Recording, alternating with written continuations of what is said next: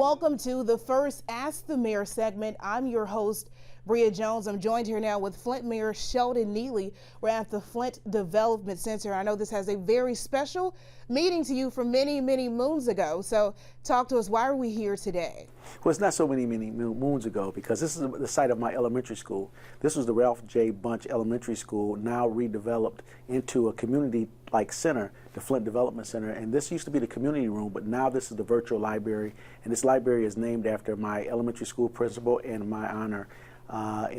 So it's named after both of us, Willa J. Hawkins and the Sheldon A. Neeley Virtual Library. And it's a literacy lab that's been here for 3.5 years now, giving young people the opportunity to really participate in a real engagement of reading and understanding. And math products are here where they can learn how to do math and arithmetics. So this is a great place, and I'm so happy it's been resurrected to serve young people in this community. You know, this is your city, this is your community. Let's talk about why was it important for you to have this open line of communication with residents? Well, we use several different lines and lanes of communication with residents, but sometimes we have to go out and over and above, especially when we have an environment of a pandemic where we are socially distancing now, wearing our mask and washing our hands and making sure that we keep one another safe. And so, but we have to look for other avenues of communication, and this was a great way to do so. And I'm just so thankful to Mid-Michigan Now and the broadcasting family for allowing this opportunity to happen. And so, and also to thank you, Bree. You know, I could not have a better host in engaging the public. Well, thank you so much for the warm welcome. It's nice to sit down with you for our first segment together. Now, I know over the weekend you talked a little bit about where we stand now. You do a COVID-19 community update. Where do we stand now just with, I know you talked a bit about the vaccine rollout, and now we're talking about City Hall. Talk to us just now kind of where the city stands with how we're navigating and moving through this pandemic. Well, it's much more of an era of being a victor versus a victim. Right now, we're the lighthouse of hope for communities across our country. When we talk about the healthcare disparities, in our country, we knew Black and brown communities suffered more from this COVID-19 virus. We were able to close that disparity here, and I'm so thankful to people like Dr. Lawrence Reynolds, Dr. Deborah Furholden, who helped us navigate the very, very difficult waters of trying to make sure we keep people safe and not be so subject to transmitting a virus, and so especially in the communities of color like the city of Flint. And so we were able to close the gap. The numbers are trending down, and we're looking at reawakening our whole society. And so now the vaccines are coming in and people are being vaccinated, and we're hopeful and prayerful that more will come from Washington, D.C. to the state and then to the county, and then we can disperse them countywide here in Genesee County, and making sure that people are safe, and so we can get back to a level of normal. And you know, we talk a lot about Flint being home and you wanting to see home look beautiful. Now, this is something that we get a lot of calls, we get a lot of messages about the ongoing blight problem. Talk to me about some initiatives that the city has going on to tackle the blight issue. Right, and we want to move into it as a team atmosphere, right? It's everybody's fight. Blight is everyone's fight, and we're enlisting more people and more volunteers into that fight. We have about 7 laborers on staff now. When I came into office, we only had 1 person working in that department answering the phones, and we had to really ramp up to get individuals out there. So far, we have collected more than 2,700,000 pounds of garbage. And so, and that's outside of the traditional pickups that people put garbage out week to week. And so we're doing a lot of cleanup, but we in this community, we should be more angry at those who would treat our community as a garbage can and dump garbage out there. And so we initiated a fight on blight with a grant from our philanthropic partners. The C.S. Mott Foundation gave us a grant, and our partnerships with Crime Stoppers, we're now incentivizing people to turn those individuals in that would treat our community as a garbage can. We are providing rewards up to $1,000 for those individuals, and we're seeing a transformation and a change in the way that our community looks, and we're still engaged in that particular fight. And during this period of time where people are frustrated, we need to make sure that we have a better understanding about whose responsibility is it. It's all of our responsibility to be able to be engaged in this cleaning up our community, cleaning it up and making sure that our kids have safe places and clean places to live. And what would you have to say to the people that are doing this to our community, those illegal dumpers and those people that are causing this blight situation? Well, I want to look them directly in the eye and just let them know that this community is better than that. This is our home. Be a part of the solution and not a part of the problem. A fight on blight is everybody's fight, and if you are dumping, we will catch you and we will prosecute you for the illegal dumping that you're doing to this community. And so it's a serious issue, and we all know it, but we definitely need to replace the frustration where it's at. We can pick up garbage, yes, but if people are continuously dumping in our community, it's going to be a forever non-ending problem. And so we have to clean our community up and then keep it clean. And another serious issue that we have in our community right now is crime. It's a very big problem that we're seeing, breaking a lot of hearts, causing a lot of damage and destruction in our community. Just in the last 4 months, I know stories that I've covered. We've had at least 3 toddlers shot, 2 of them that are dead, that have died from these shootings. Mm-hmm. And just we're seeing this rash of violence. Just as the mayor, what is it like to just see this all unfolding and happening in the city? It's devastating. I'm more social than I am political. I'm more engaged with children and activities and activities of empowerment than political. And so it hurts. It hurts me as a father. It hurts me as a son. It hurts me as a husband and also a neighbor and a friend. When we can see the results of violence reaching into the lives of where you are losing children. And we know there's one deficit that you can never overcome, and that's a death deficit. And we want to make sure that we keep children out of harm's way.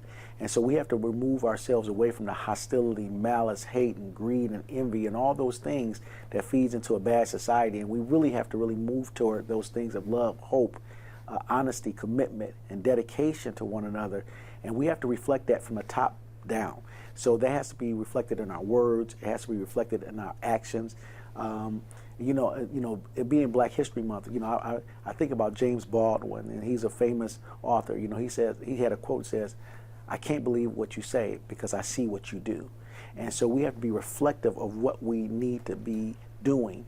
We have about 400 churches inside the city of Flint. 380 of them or so are Black churches. That means I have 380 Black pastors, 380 Black congregations. We have a lot of faith in this community, but praise is in the act of your actions and what is happening in our community. And so this problem is just not a problem that can be resolved at City Hall. This is all of our fight, and we have to engage in it in a productive way. We have to put down the guns. We have to be able to accomplish a level of positivity in our community in which we want to see. And looking at this being everyone's fight and looking at what everyone can do to buy into stopping the problem, just if you could kind of talk to me about the plan that the city has to fight this and how community members can also join in, because as you mentioned, this is a group effort and it's going to take everyone coming together to combat the issue. Right. We need with a city with the size of Flint, we have about 100,000 residents, and it's dwindling down, and we'll know more when our 2020 census count numbers comes in.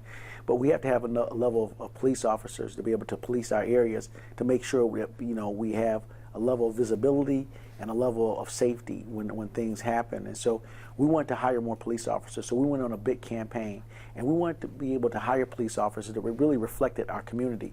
And so we had a Flint-born, Flint-raised, Flint pride type of hiring campaign, and we had a lot of applicants, and we're on the uptick of hiring more officers. We have more officers on the street now than when I came in. But in order to get more officers and the qualified individuals, we had to increase the pay. The job of a law enforcement officer is not easy. First responders is not easy, and so we had to increase the pay for those officers, even with a very fragile budget, and we've been able to accomplish that, and we're working toward that. And in my conversations with our police chief, Chief Terrence Green, which was in elementary school at this very building with me, we went to pre-K together here and also kindergarten together, and so our conversations are lifelong conversations. He told me, today, he says we have a good crop of new law enforcement officers coming, and so we're continuing to engage and hire more police officers. That's a part of the plan. Then we had to engage a new tactical team, our special investigative unit. And our special investigative unit was really put into commission really to focus in really on getting guns off the street. Right now, today, that Special Investigative Unit has taken 655 guns off the street. That's 200 more guns than was collected off the streets last year. The difference between the collection of guns from last year to this year is that all the guns that's collected are destroyed. Previously, the city of Flint used to engage in a process of auctioning off the weapons, and that is unconscionable. When we have law enforcement officers putting their lives at risk to get these illegal guns off the street, to take those guns and then auction them back off, to make a municipality such as the city of Flint de facto an arms dealer, I don't see how that was even an option. And so we stopped that immediately. And now all weapons collected are destroyed. In partnerships with our other law enforcement partners, Michigan State Police officers, which is a part of the Secure Partnership Initiative engaged by the state of Michigan, they have dispatched about 44 what they call assets to the city of Flint, and that's other law enforcement officers. And then we also use colleges and universities. We use those officers with the enhanced legislation. They have policing powers inside the city of Flint. So we had to build a coalition and a partnership. And all that is formulated, and we're moving forward with that. And so we're moving, and things are getting better. We just only eclipsed 1 year in office. And this is a very, very difficult and fragile time when we look at the intersection of crisis, when we have civil unrest, we have a pandemic, we have an ongoing water crisis, and now we have, the variation of crime, because the national trends is crime is up everywhere. If you look at our sister city in Saginaw, their homicide rate is up triple. Ours is not. If you look at other communities like Grand Rapids, almost double. Ours is not. Though that, I'm not justifying crime or minimizing it whatsoever. We just have to have a better plan to be able to engage in it. I know new legislation is being proposed in Lansing now about shooting into occupied dwellings where children are, whether it be a car or a home. And so a lot of these shootings that we've seen inside the city of Flint are more retaliatorial than anything else. And so it's about emotion. And emotion and anger can be a very potent spice. Definitely that.